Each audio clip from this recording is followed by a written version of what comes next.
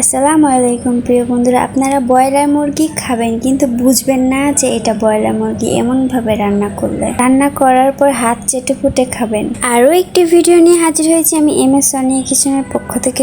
সোনিয়া, চলুন মূল ভিডিওতে চলে যাওয়া যাক। এখানে আমি ব্রয়লার মুরগি নিয়ে নিয়েছি, একটু বড় বড় পিস করে নেবেন। আমি এখানে 250 গ্রামের মতো নিয়ে নিয়েছি, যেহেতু আমার পা খেতে পছন্দের জন্য পাটাও নিয়ে নিয়েছি। এরপরে একে একে এর ভিতরে সব মিশ্রণগুলো দিয়ে দিব। 1 চামচ লবণ দিয়ে দিব,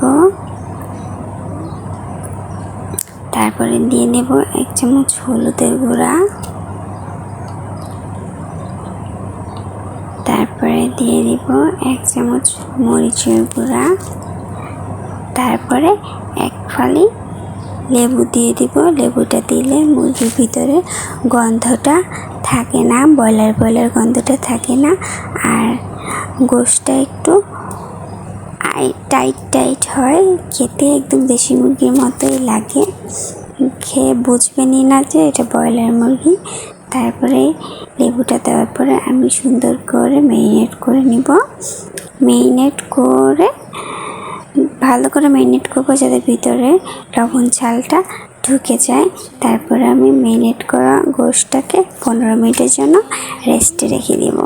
আর আমার চ্যানেলে যারা নতুন আছেন তারা প্লিজ সাবস্ক্রাইব করে পাশে থাকা অল বাটনটি অন করে দিবেন, যাতে করে আমার ভিডিও সবার প্রথমে চলে যায়। তারপরে একটা প্যান নিয়ে নিলাম, এর ভিতরে আমি 1/3 কাপ রান্নার রেগুলার তেল দিলাম। তেলটা একটু গরম হয়ে আসলে এর ভিতরে আমি একে একে গোশগুলাকে এপাট ওপাট করে ভেজে নিব। একদম ভেজে নিব, হালকা করে ভেজে নিব, একদম কড়া করে ভাজবো না। দেখুন আমার ভাজা হয়ে গেছে। ওই তেলের ভিতরে 2টা তেজপাতা, 2টা দারুচিনি, এলাচ, 2-3টা লবঙ্গ দিয়ে একটু গরম হয়ে আসলেই তার ভিতরে আমি 1 বাটি পেঁয়াজ দিয়ে দিব। এইরকম রান্নাতে একটু পেঁয়াজটা বেশি দিলে ভালো হয়, খেতে একটু মজা হয়। পেঁয়াজটা আমি নেড়ে চেড়ে একটু ভেজে নিব। দেখুন আমার ভাজা হয়ে গেছে, এরকম করে ভেজে নেবেন। তারপরে এর ভিতরে 1 চা চামচ আদা বাটা, 1 চা চামচ রসুন বাটা দিয়ে ভালো করে নেড়ে চেড়ে এটাকে ভেজে নিব। এটা একটু ব্রাউন কালার হওয়া পর্যন্ত এটাকে একটু আমি ভেজে নিব। এরকম করে রান্না করলে আপনি আঙুল চেটে ফুটে খাবেন। তারপরে দিয়ে দিলাম 1 চামচ লবণ। লবণটা একটু অল্প করে দিবেন প্রথমে, না হলে বেশি হয়ে যাবে।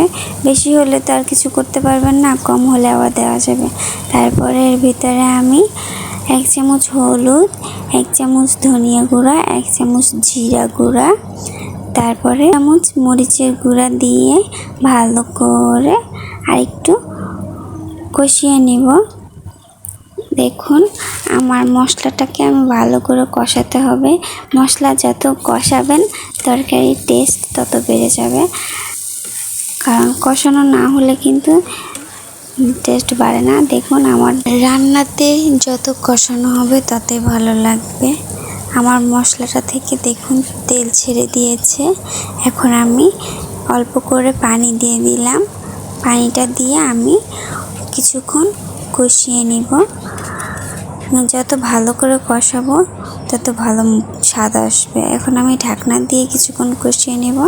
দেখুন আমার কষানো হয়ে গেছে, তেল ছেড়ে দিয়েছে। এখন আমি এর ভিতরে গোশটা দিয়ে দিলাম। গোশটা দিয়ে ভালো করে নেড়ে চেড়ে খানিকক্ষণ আবারও কষিয়ে নিব, কারণ গোশটা দিয়ে আর একটু বেশি করে কষাতে হবে, যাতে করে গোশের ভিতরে আপনার তেল ঝাল মশলা ঢুকে যায়। তেল ঝাল মশলা ঢুকলেই কিন্তু আপনার গোশটা খেতে মজা লাগবে।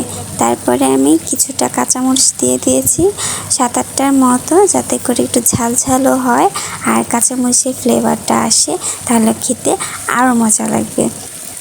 আপনারা যদি কাঁচামরিচ দিতে না চান তাহলে স্কিপ করতে পারেন, কিন্তু আমি একটু ঝাল খেতে পছন্দ করি, তার জন্য আমি একটু ঝাল দিয়েছি। আপনারা আপনাদের পরিমাণ মতো ঝাল দিবেন। কেউ ঝাল খেতে পছন্দ করে, কেউ পছন্দ করে না। আর ব্রয়লার মুরগিতে একটু ঝাল না হলে মুরগিটা খেতে ভালো লাগে না। আমার গোশত কষানো হয়ে গেছে। এখন আমি এখানে 1 বাটির মতো পানি দিয়ে দিলাম।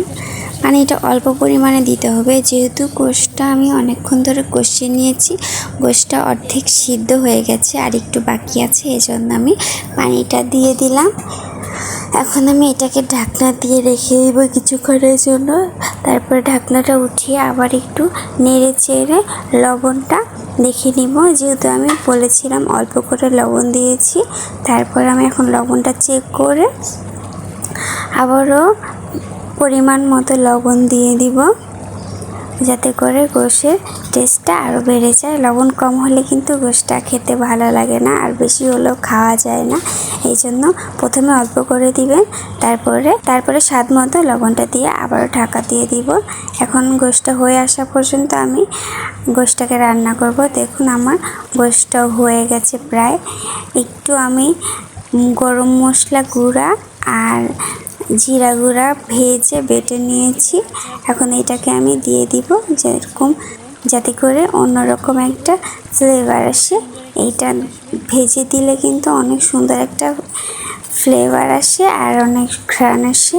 এটা মিস করবে না, এটা দেওয়াই লাগবে। তারপরে ঢাকনা দিয়ে আমি 1 মিনিটের জন্য রেখে দিয়েছি। দেখুন আমার গোশটা একদম রেডি।